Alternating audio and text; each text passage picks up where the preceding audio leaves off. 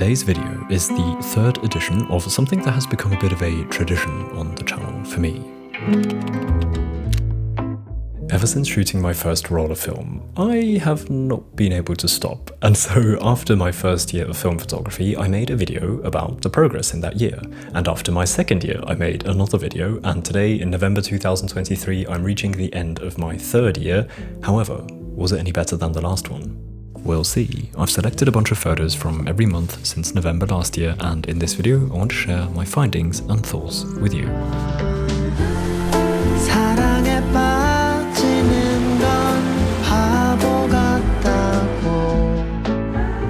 So let's begin in November 2022, exactly 1 year ago, when I shot my first and so far only roll of Cinestill 800T. At that time, I was still living in Vienna, and one evening I decided to go on this shoot in this location that was a bit scary but quite cool because it was very empty yet had traces of human activity. And I think this is my favourite shot from that evening. I just love the scene. This long terrace or hallway with the chairs just placed there does feel a bit mysterious. In the same month, I also shot this photograph, which is part of a series that documents my reflection on home, seeing as I had just moved from my hometown to Vienna, and I find that processing changes like that with photography is a pretty nice practice. This photograph shows the window of what used to be my room for many years at my parents' place. I chose to include this of all photos in this video because I still love this photo so much for its moody, dark look of a place that is actually close to my heart and warm feeling to me. So it's weirdly a juxtaposition, but somehow it feels right. I just like it a lot. Then I selected two photographs from December 2022, which I believe were shot sometime around Christmas when I was with my family again, and I found myself shooting more and more little scenes and details of my parents' place. By distancing myself from this home, I gained a new perspective of it and could see things I couldn't see before, and that is what I was capturing here, basically documenting the beauty that was revealed to me.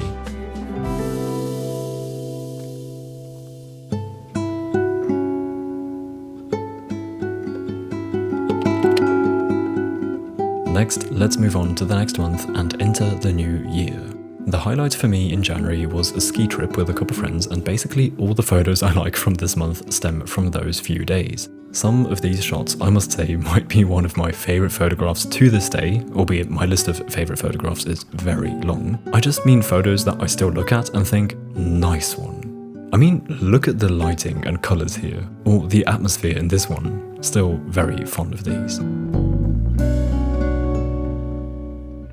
Then, in February, I was a little more active than in January and selected a couple photos from 3 different occasions. These are from a staged photography project I shot at home. I made a whole video of this shoot in case you haven't seen it yet. I basically tried to satisfy my urge to photograph something without freezing my hands off outside, and so I came up with a couple fun concepts that I could shoot at home. This shot, on the other hand, is from a random day in February when the sun was shining into this corner of the apartment, which always created such a beautiful scene with some gorgeous reflections. I still really like this shot. And here's an honourable mention, a bit of an abstract photo I shot on the balcony, which I still quite like. And then I can't finish February without mentioning the conceptual shoot with my friend Phil that I shot on a roll of slide film that had expired 30 years ago, which turned out fantastic, I find. I'm still really happy with many of these.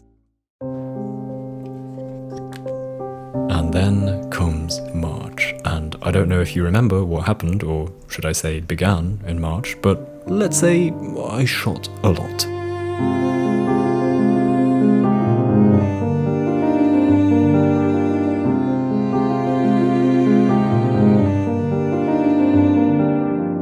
My 3-month stay in Japan began in March of this year, and I shot more film in the span of those months than I have ever shot. And so picking just a few to show you was very tough. These aren't entirely picked according to my preference, meaning these aren't all the shots that I consider my favourite. Might have left a couple out and chosen others instead to rather showcase more variety. Variety in the sense of location, style and mood, because in March I shot some big city photos in Tokyo, but also some calm shots of the snowy landscapes in Hokkaido. I still love this shot I caught of another tourist making their way down through the snow. The unique pose really emphasizes the struggle they were having to get back down, but no worries, they made it back safe.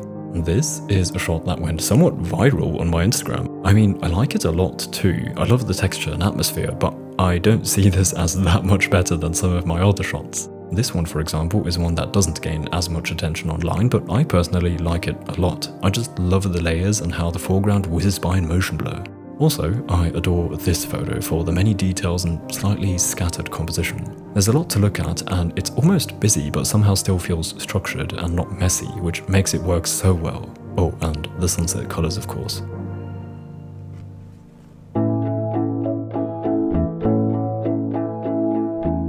Then let's move on to April and start off with a shot that I haven't ever shown you on the channel yet, I think, nor on Instagram. This photograph is the interior of a restored shop in the Edo Tokyo Open Air Architectural Museum. My friend Wat took me here to show me the interesting buildings and interiors that are exhibited here. Something I've come to notice in Japan, and from my mum actually, is that the Japanese, on average, or more often than not I'd say, are not as minimalistic in their workspace as many Westerners like to be. Most places I see are almost cluttered, but I think it's in a way that the person whose clutter it is knows exactly where everything is. Personally, I love that. I love to make my room feel full, as you might have noticed in my recent home office tour.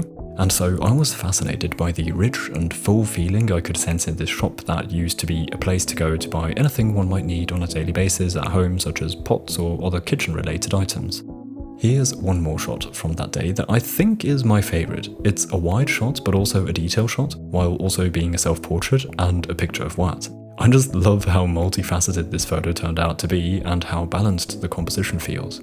Then, before moving on to the various trips outside of Tokyo in April, which led to so many photographs, here are a couple more photos that I actually took in Tokyo. I'm still so fond of these three photos. This one in the train station in Hino, this one in Takeshita-dori in Harajuku, and this one somewhere close to the station in Tachikawa. Anyway, in April I also had the pleasure to explore places outside of Tokyo a few times. Once, my granny, Melly and my friend Lena went on a day trip to Kawaguchiko to see Mount Fuji. On this day, I shot a few photos that I'm still very happy with. My personal highlight is this shot of Mount Fuji with my granny in the foreground. Another trip we went on was a day trip to Kamakura, my second time in this beautiful town south from Tokyo where you can find some sandy beaches, which is where I shot this photo.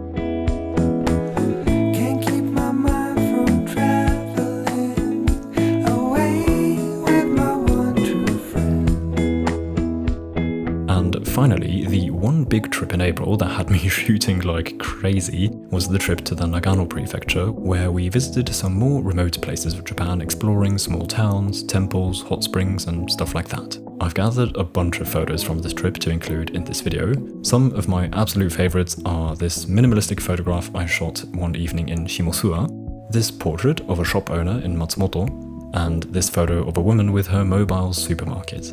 And before moving on to May, here are some honourable mentions from April.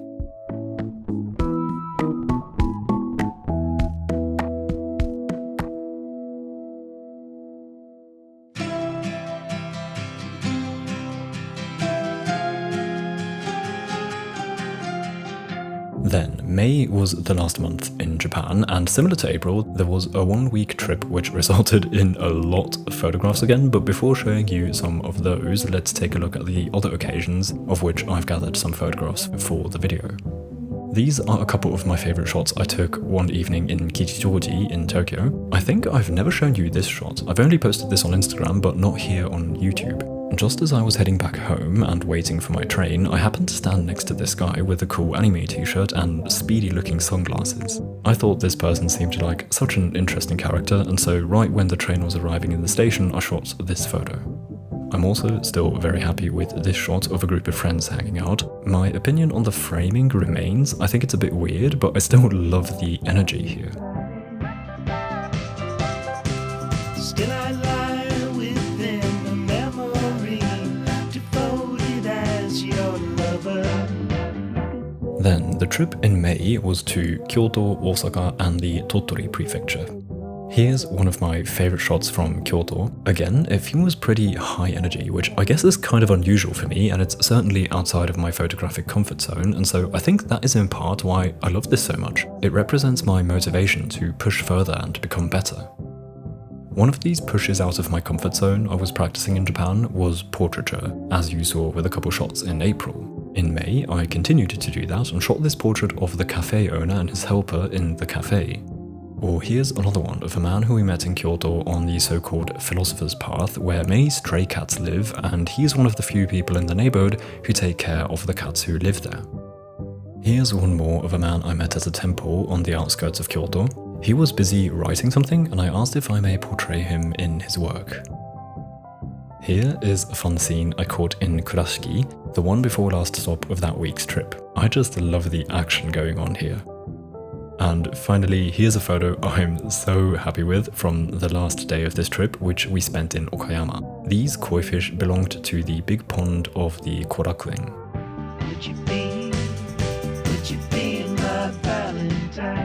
Then, before we continue, I want to briefly talk about the lovely people at Squarespace who are kindly sponsoring this video.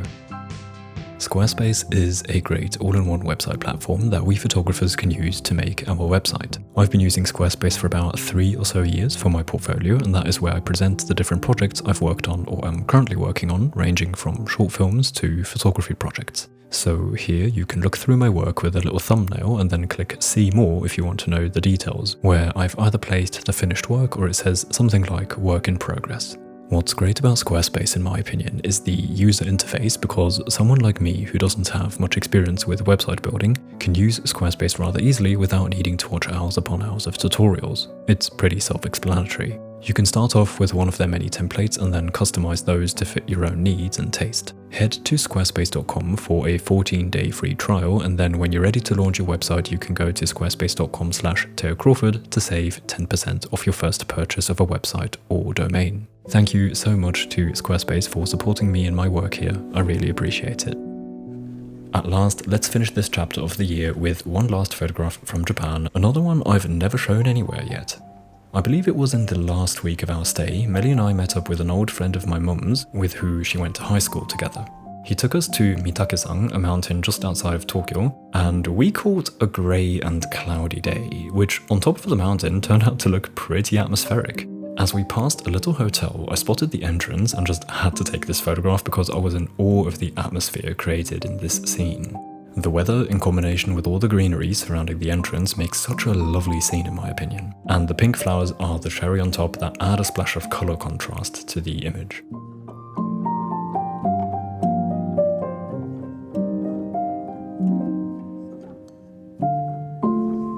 Anyway, that wraps up May and my time in Japan this year. If I had to guess, I'd say that I shot about 3/4 of all my photography this year in the months of March, April and May in Japan. And in June we were back in Austria and my photography took an abrupt halt. And so if I didn't miss anything, I think I barely shot any film that month. I found a total of 3 photos. That is mainly because I was really busy in June working on my short film and the behind the scenes video I made on Epidemic Sound's YouTube channel. I'm really proud of that video and the film, so give it a watch if you haven't yet. Anyway, I picked 2 photographs from June to include in this video. I shot both while Melly and I were cooking our dinner and the sun was setting and the kitchen lit up beautifully. At this time, we already knew that we were going to be leaving Vienna in about a month's time, which I was very excited about. However, I also knew that I was going to really miss this apartment.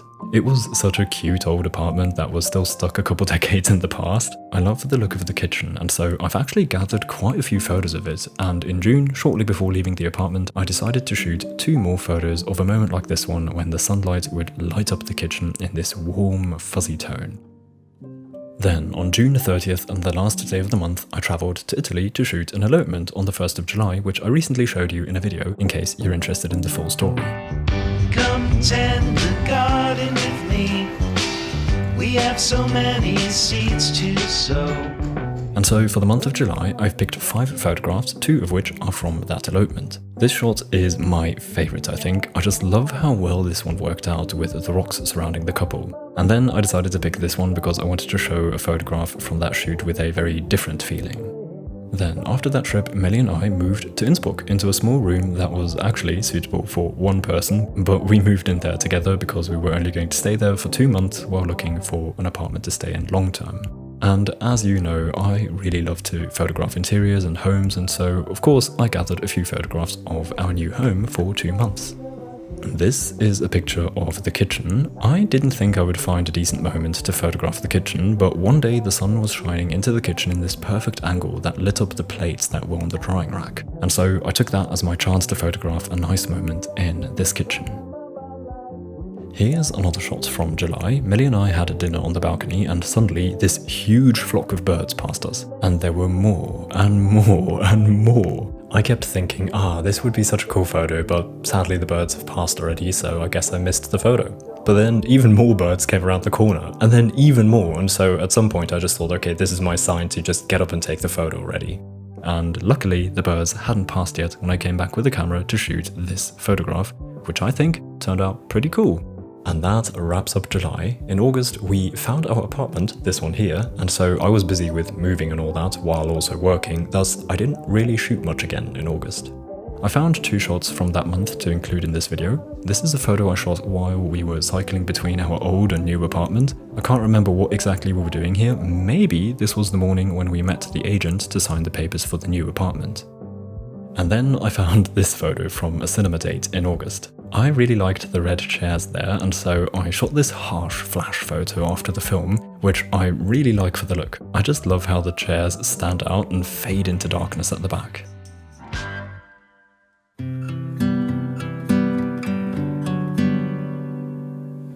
Then let's move on to September. September was quite busy with more work as always, but also I was busy making my office, which I then showed you in October. The photography that I did in September was firstly a shoot on the fields with an ND filter to experiment with slow shutter speeds on film in daylight.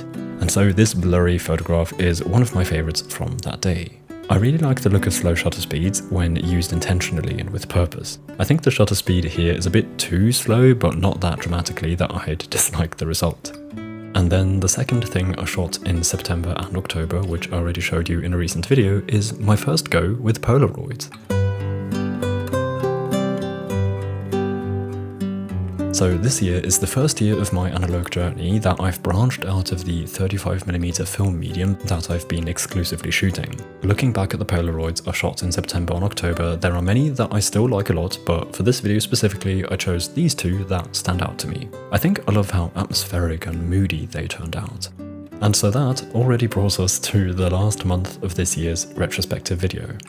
Back in October, Melly and I went on a day trip to Bregenz, which is the capital city of the westernmost state here in Austria, and so far it was never really a close visit for us, but now that we're here in Innsbruck, it's only about a 2.5-hour train ride away, and so one day we decided to go on that train trip and explore a new city in Austria. When the morning's standing at your door. Bregenz has a famous old town that is really cute, and here I shot this photo of a cafe in that area, which looks so cool I find.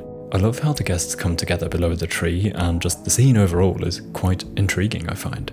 Later, we took a cable car up the mountain and explored that area and enjoyed a lunch at one of the mountain huts. Just as we were going to leave the place, I shot this wide photo of 3 children spread across the frame playing on the field. It was such a sweet sight, and I saw some potential in a composition here, and I think it worked out wonderfully. These photos from this day, by the way, were shot on Lomography 800, and thanks to the higher ISO of this film, I was also able to shoot this next shot.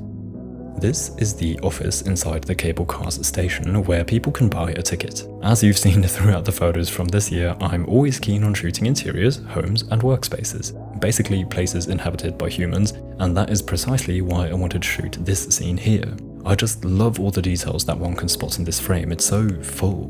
Various different items that aren't even properly identifiable are scattered on the table in the foreground. Further behind is an open laptop, and simply below is where they like to keep their printer apparently. I love the high monitor at the back and the massive collection of various papers stuck to the wall, which I'm sure about half of them are probably irrelevant papers that could be thrown away but have been forgotten about on the wall. Sadly, the shot is slightly underexposed, so the shadows are a bit muddy looking, however that doesn't take away from the fun that can be had by analysing all the details in this photograph. And finally, here is the last photograph I want to show you today. This is from that same roll of Lomography 800. I've recently been making an effort to shoot more in Innsbruck and document the city as a form of processing my home and this new chapter of my life again. I will probably make a separate video on this topic in the future, and for now only share this photo with you, which is one of the recent shots that I like. This is in Innsbruck's city centre, where I spotted this tourist taking a break on the bench. And this has been a view that I've been wanting to photograph for a while, mainly because I love the colours of the houses and the majestic looking mountains that rise behind them. And on this day, I finally found a subject that could fill the foreground in this shot, and I'm really happy with the result. Anyway, that wraps up this third year of my film photography journey. It has been fun as ever and possibly the most rewarding year so far in terms of results. If you've been following along this channel this whole year, I hope you've enjoyed the ride so far, and if you're a bit newer to the channel, I hope you enjoyed this summary of what has happened since November last year. I really look forward to starting out this next year of film photography with more experience, practice and motivation than ever. Before I say goodbye, I want to thank the lovely community on Patreon that is supporting me and my work. Thank you so much to each and every one of you. If you're interested in Lightroom presets, physical postcards, or extra videos such as tutorials, you can check out my page via the link in the description. Also, I have a print shop, by the way, in case you're interested. Also, link in the description. With that said, I wish you a wonderful week. See you again soon. Until then, goodbye.